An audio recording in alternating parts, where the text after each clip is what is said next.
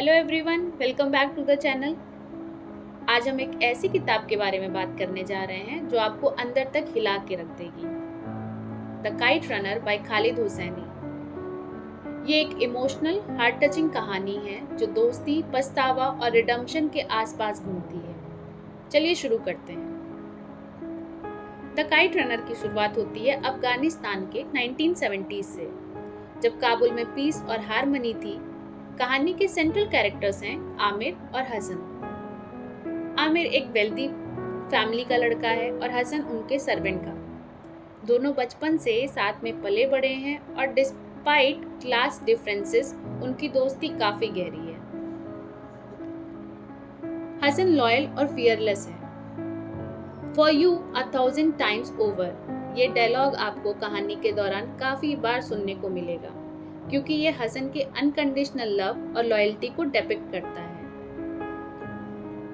Kite flying competition के वक्त जिसमें आमिर जीतता है, हसन उसकी काइट को पकड़ने निकलता है।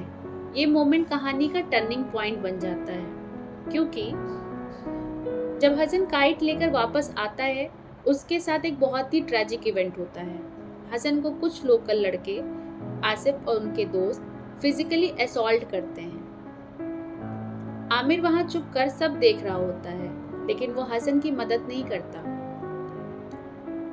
यही उसकी सबसे बड़ी गलती होती है, जो उसे लाइफ टाइम गिल्ट और शेम से भर देती है। इस इंसिडेंट के बाद आमिर का गिल्ट इतना बढ़ जाता है कि वो हसन से दूरी बनाने लगता है। अपने गिल्ट को छुपाने के लिए आमिर हसन को चोरी का झूठा इल्जाम लगाता है, जिससे हसन और उसके बाबा वहां से चले जाते हैं। यहाँ से आमिर की गिल्ट और खुद से नफरत और बढ़ जाती है, क्योंकि उसने अपने सबसे अच्छे दोस्त को खुद से दूर कर दिया।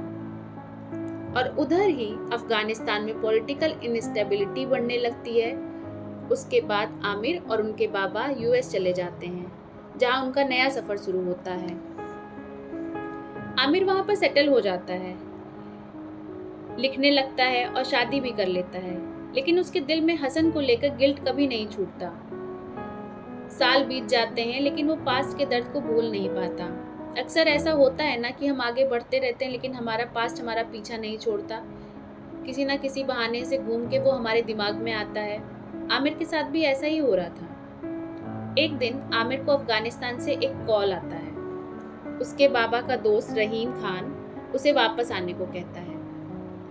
रहीम खान उसे बताता है कि हसन मर चुका है, लेकिन आमिर के लिए there is a way to be good again, यही लाइन आमिर को उसके गिल्ट का रिडम्पशन की तरफ ले जाती है। अब वो समय आता है जब आमिर वापस अफगानिस्तान आता है और रहीम खान उसे एक शॉकिंग ट्रूथ बताता है। हसन उसका हाफ ब्रदर था। ये बात सुन के आमिर और ज्यादा टूट जाता है, लेकिन अब आमिर के सामने एक और रिस्पॉन्सिबिलिटी आ जाती है। हसन का बेटा सोहरब, वो अनाथ हो चुका है और एक वॉर लॉर्ड के कैप्टिविटी में है। आमिर अपने गिल्ट का सामना करता है और सौरभ को बचाता है। जब वो सौरभ को ढूंढता है तो वो सेम वॉर लॉर्ड आसिफ के सामने आता है, जो हसन का अटैकर था। एक इंटेंस फाइट होती है, जिसमें आमिर बड़ी मुश्किल से बचकर सौरभ को ले आता है। आमिर सौरभ को यूएस ले जाता है और अपने गिल्ट का कुछ हिस्सा छोटा कर लेता है, लेकिन सौरभ के अंदर जो दर्द और ट्रॉमा है, वो दिखाता है कि गलतियों को सुधारना मुश्किल होता है। कहानी के अंत में आमिर और सौरभ काइट फ्लाई कर रहे होते हैं, जहां आमिर हसन की line for you 1000 times over use करता है, इंडिकेटिंग कि आमिर फाइनली अपने गिल्ट का सामना करके एक नए सफर पे निकल चुका है।